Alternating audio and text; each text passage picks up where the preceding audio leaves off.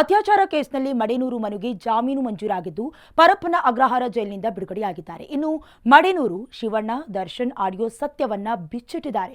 ಶಿವಣ್ಣ ದರ್ಶನ್ ಮತ್ತು ಧ್ರುವ ಸರ್ ಬಗ್ಗೆ ನಾನು ಮಾತನಾಡಲಿಲ್ಲ. ವೈರಲ್ ಆಗಿರುವ ಆಡಿಯೋ ನನ್ನದಲ್ಲ. ನಾನು ಮೊದಲು ದೊಡ್ಡವರನ್ನ ಭೇಟಿಯಾಗಿ ಸತ್ಯ ತಿಳಿಸಿ ಕ್ಷಮೆ ಕೇಳ್ತೀನಿ ಅಂತ ಹೇಳ್ಕೊಂಡ್ರು. ಅಲ್ಲೊಂದು ಕಂಪ್ಲೇಂಟ್ ಆಯಿತು, ಇಲ್ಲ ಆಯಿತು ನಿನ್ನ ಜೊತೆ ಬೆಳೆದಂಥವ್ರು ನನಗೆ ಫೋನ್ ಮಾಡಿ ಬಸ್ ಸ್ಟ್ಯಾಂಡ್ ಮೈಕ್ ಹೆಂಗೆ ತಗೊಂಡ ಅಂತ ಕಂಪ್ಲೇಂಟ್ ಮಾಡಿ ಅಂತ ಫೋನ್ ಮಾಡಿದ್ರು. ನಾನು ಪಾಪ ನೀನು ಅಂಥವನ್ನೆಲ್ಲ ಮಾತಾಡಿದ್ದೆ ನಿಮ್ಮ ಸಿನಿಮಕ್ಕೆ ಅಂತ ಅವರು ಅಲ್ಲೊಂದು ಕಂಪ್ಲೇಂಟ್ ಆಯಿತು, ಇಲ್ಲ ಆಯಿತು.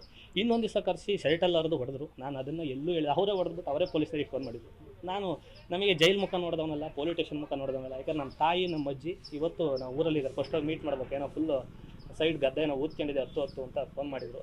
ಮೊದಲು ಅವ್ರನ್ನ ಮೀಟ್ ಮಾಡಿ ಒಂದು ಪಾಪ ಅವ್ರ ಆಶೀರ್ವಾದ ತಗೋಬೇಕು ಮೊದಲು. ಅದು ಮೊದಲೇ ಅದಾದಮೇಲೆ ಏನೇನು ಹೀರೋಗಳಿದ್ದಾರೆ ಅವ್ರದ್ದೆಲ್ಲ ಹೋಗಿ ಮಾತಾಡಿಸಿ ಮಾತಾಡೋದು. ಶಿವಣ್ಣವ್ರನ್ನ ಭೇಟಿ ಆಗ್ತೀರಾ? ಭೇಟಿ ಆಗಲೇಬೇಕು ಸರ್, ಇಲ್ಲ ಅಂದರೆ ಏನಾಗ್ಬಿಡುತ್ತೆ, ಈಗ ಎಲ್ಲನೂ ಮಾತಾಡ್ತೀವಿ. ಈಗ ಚಿಕ್ಕವರು ದೊಡ್ಡವರು ಅಂತ ಬರೋಲ್ಲ, ನಾವೆಲ್ಲನೂ ಮಾತಾಡ್ತೀವಲ್ವಾ. ಪ್ರತಿ ಸಲಿನೂ ದೊಡ್ಡವ್ರ ಬಗ್ಗೆ ಇವ್ರ ಬಗ್ಗೆ ಮಧ್ಯೆ ಬರುತ್ತೆ. ದುಡ್ಡಿದ್ದರೆ ಇದು ನಂದಲ್ಲ ಆಡಿಯೋ ಅಂದರೆ ನಂಬ್ಬಿಡ್ತೀರಾ, ನಂಬ್ತೀವಿ. ಅದು ಚೆನ್ನಾಗಿರೋ ಸ್ಟ್ರೈಟಾಗಿರೋ ಆಡಿಯೋನೇ ನಂದಲ್ಲ ಅಂತ ಅಂದಾಗಲೂ ಕೆಲವರೆಲ್ಲ ನಂಬಿಸಿದ್ದಾರೆ. ಇದು ನಾನು ಕೇಳಿದೆ ಆಡಿಯೋ, ಇದು ಮಧ್ಯ ನಕ್ಷತ್ರ ಮಧ್ಯ ಕವರ್ ಸೌಂಡ್ ಎಲ್ಲ ಬಂದಿದೆ. ಯಾವುದೇ ಕಾರಣಕ್ಕೂ ಇದು ನಂದಲ್ಲ ಆಡಿಯೋ. ಇದು ಏನು ಮಾಡಿದ್ದಾರೆ